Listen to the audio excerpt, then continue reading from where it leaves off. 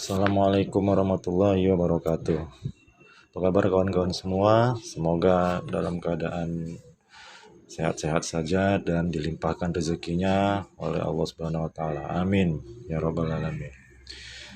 Baik kawan-kawan semua, hari ini kami akan berbagi tutorial mengenai cara mengajukan permohonan Adminduk atau administrasi kependudukan melalui online ya. Tapi karena berhubung kami berdomisili di Kota Medan, maka aplikasi yang digunakan adalah sibisa.pemkomedan.go.id, aplikasi berbasis website.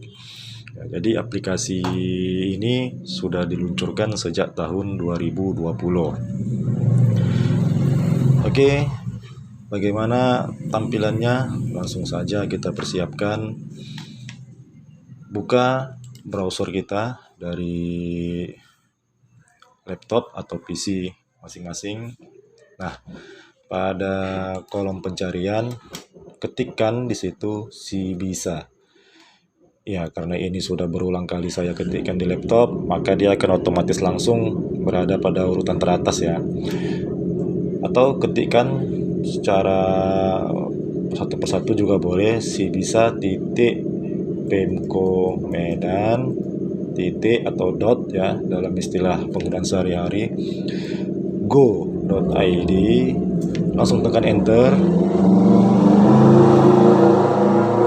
maka website akan menampilkan aplikasi Sibisa. Jadi ini adalah tampilannya. Kita lihat di situ ada keterangan ya, selamat datang di aplikasi Sibisa di Dukcapil Medan.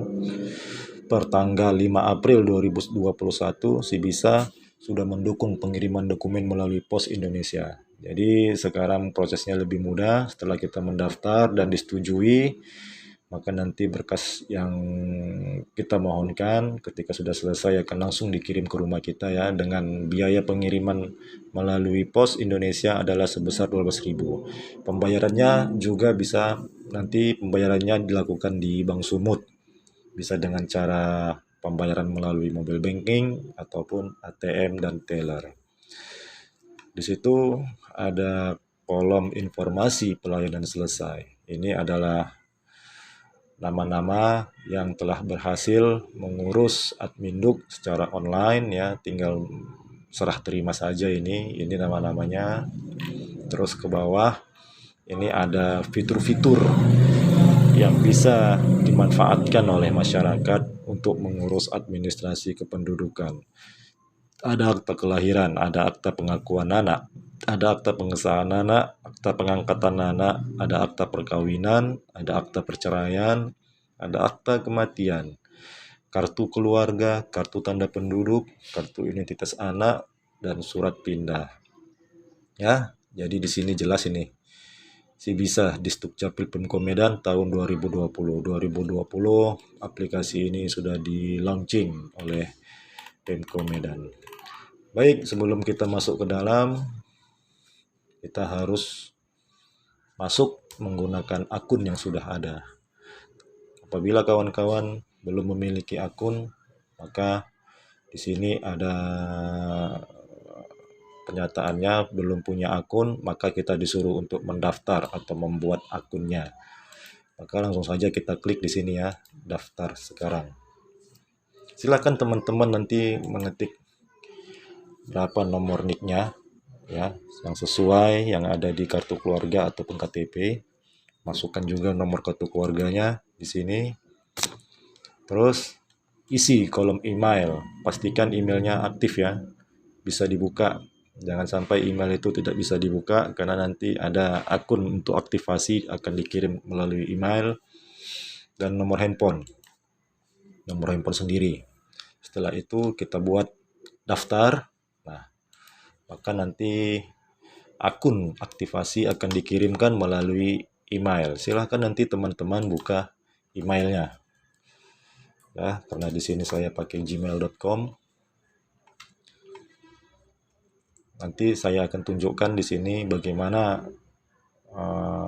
surel atau surat elektronik yang dikirimkan oleh oleh Pemko Medan untuk aktivasi akun.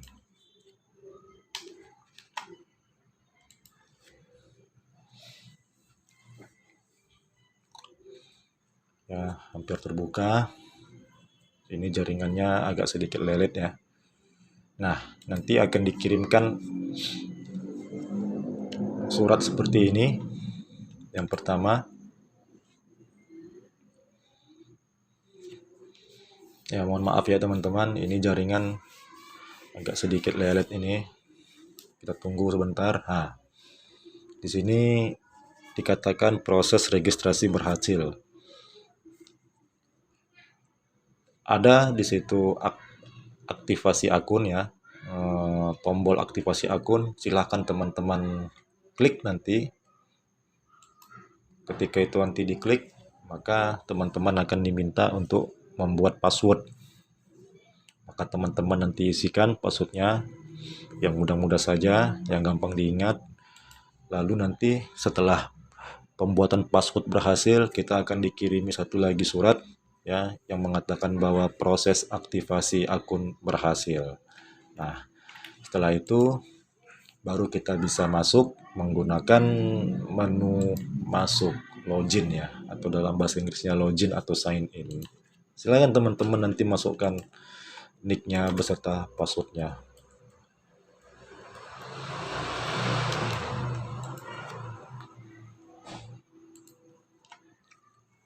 Nah, kalau tampilannya sudah seperti ini, berarti akun Anda sudah bisa digunakan.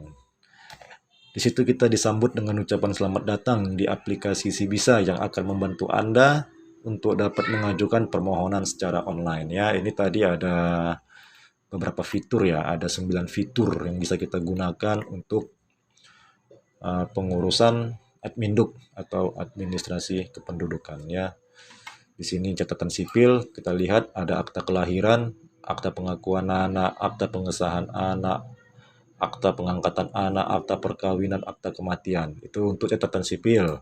Sementara untuk kependudukan nanti ada kartu keluarga, KTP, KIA, surat pindah. Sedangkan SPTJM ini apa ini ya? Saya pun kurang yakin ini apa SPTJM, tapi nanti bisa diunduh. Silakan teman-teman unduh. Ya, kira-kira seperti surat pernyataan ini. Dan di halaman terakhir itu ada halaman profil. Nanti teman-teman bisa lihat profil teman-teman yang ada di situ. Nah, berhubung hari ini saya ingin membuat perubahan pada kartu keluarga, maka saya akan pilih kartu keluarga. Ya, jadi ada beberapa perubahan data yang akan saya lakukan pada kartu keluarga karena tidak sesuai dengan data-data pendukung lainnya seperti ijazah ya. Kalau ijazah tidak mungkin lagi untuk dirubah. Tapi harapannya kartu keluarga yang akan mengikuti data yang ada pada ijazah. Nah, maka di sini ada 4 pilihan, ada 4 opsi. Yang pertama untuk penambahan data anak ya.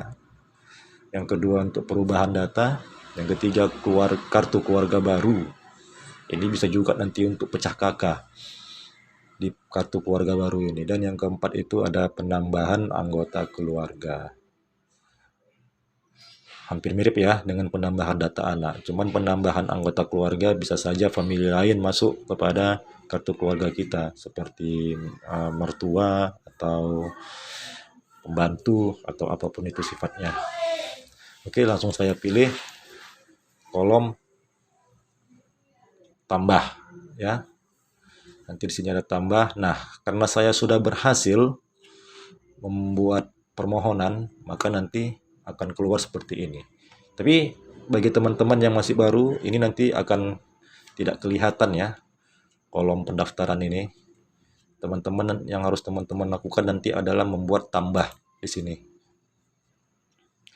Tambah. Nah, pada tambah itu nanti teman-teman silahkan isi kolom yang diminta. Untuk kolom pertama ini, teman-teman masukkan saja nicknya, nick kepala keluarga ya, yang ada di kartu keluarga. Terus gunakan tombol pencarian.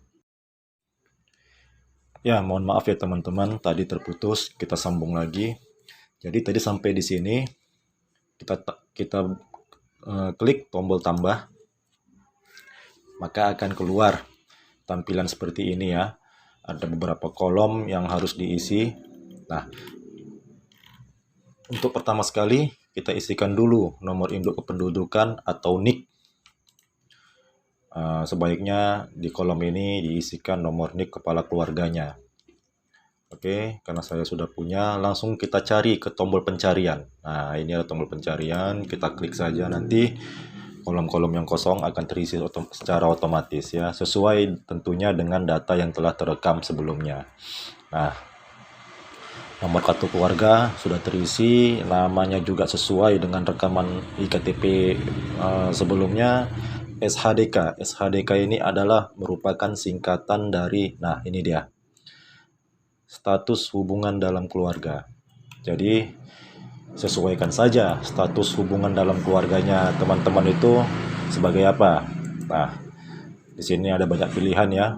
Ada suami, istri, anak, menantu, cucu, orang tua, mertua, famili lain, pembantu, dan lainnya. Nah, kalau biasanya kepala keluarga itu sebagai suami, maka SHDK atau statusnya sebagai suami. Alamat pemohon ini juga dituliskan lengkap dan jelas ya, sesuai dengan alamat domisilinya. Jadi mana tahu alamatnya ingin diadakan perubahan,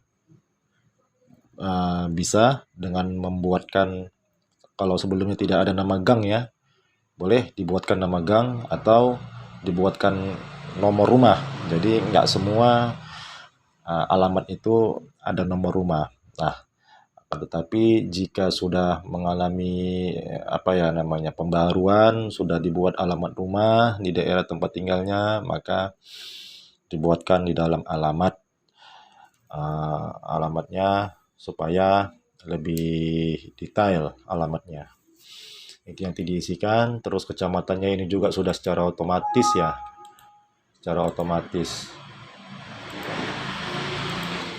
Papan, ini juga begitu papan. Nah, lalu alasan permohonan, kenapa kita mengadakan perubahan pada kartu keluarga ini? Maka kita buatkan alasannya.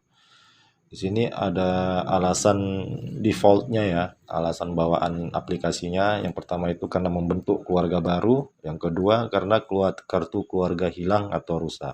Nah, jika kedua alasan ini tidak ada yang bisa mewakili alasan kita untuk membuat perubahan, maka kita gunakan alasan lainnya. Nanti di sini akan muncul satu kolom ya, terserah teman-teman mau mengisikan apa alasannya ya. Apakah nanti alasannya karena tidak sesuai dengan data penunjang lainnya ya, itu terserah, tergantung alasan teman-teman kenapa kartu perubahan mau dilakukan perubahan, kartu keluarga mau dilakukan perubahan. Nih, selanjutnya ada fitur pengiriman dengan pos.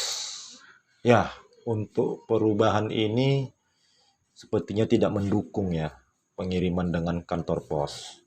Mungkin nanti akan dijadwalkan setelah ini untuk seleksi berkas ya, nanti akan diberikan waktunya dari pihak Pemko, terus kita akan datang ke kantor Disdukcapil dengan membawa berkas-berkas yang asli ya untuk ditindaklanjuti. Tapi nanti mungkin setelah semua proses sudah selesai dan tinggal menunggu hasilnya, saya rasa nanti mungkin bisa fitur pengiriman dengan kantor pos ini diaktifkan. Tentunya setelah membayar seluruh seluruh biaya administrasi ya, termasuk biaya pengiriman melalui kantor pos. Nah, di bawahnya itu ada daftar anggota keluarga. Silakan nanti teman-teman klik tombol tambah ya, lalu isikan nicknya saja, isikan contohnya seperti apa ya, silakan aja nanti isi nicknya, maka nanti nama lengkapnya sudah langsung otomatis terisi. Lalu tentukan status hubungannya, isi berdasarkan nama-nama yang mau dilakukan perubahan.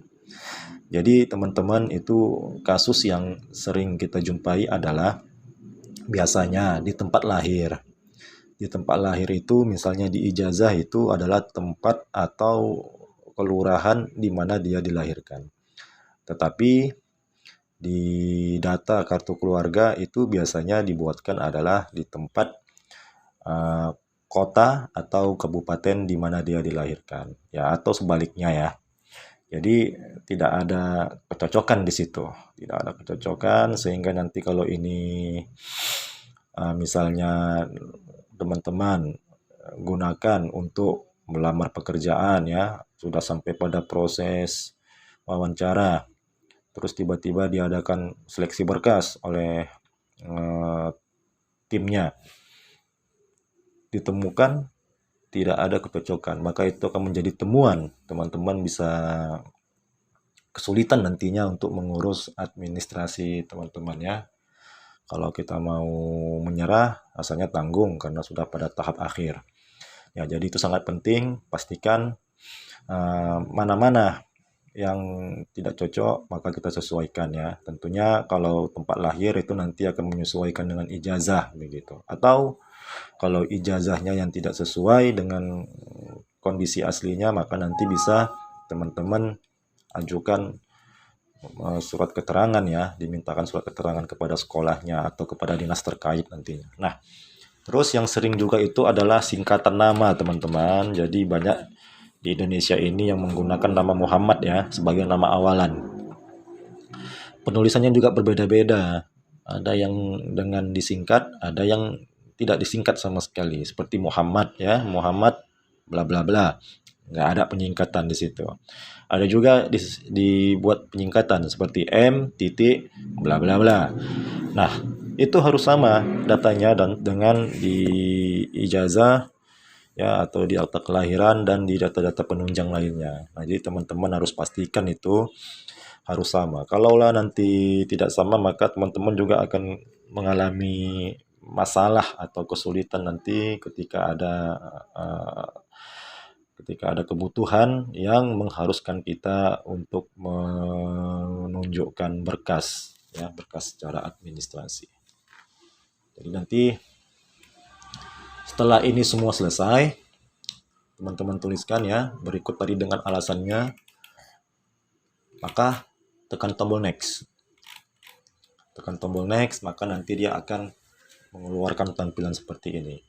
Inilah dia. Kartu keluarga itu wajib dilampirkan dalam format JPEG ya. Kalau teman-teman men-scan-nya jangan lupa scan dengan format JPEG atau format foto ya. Kalau format dokumen, apalagi format PDF, itu nanti tidak terbaca dengan sistem. Ya, sampai saat ini saya mendapati seperti itu.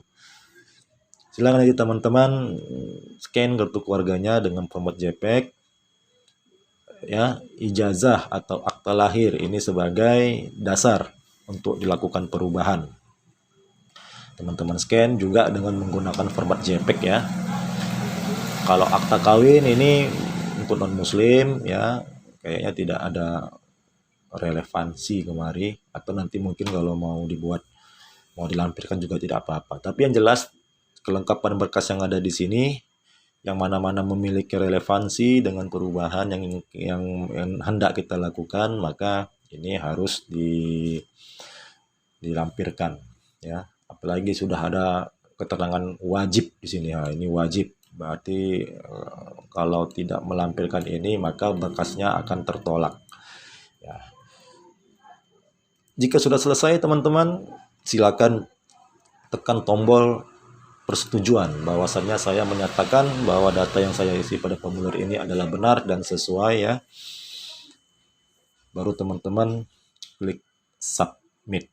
Nah, itu adalah akhir dari proses pengajuan permohonan untuk perubahan data kartu keluarga.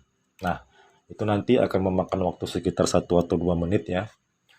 Sampai nanti dinyatakan bahwasannya proses pengajuan atau permohonan kita berhasil.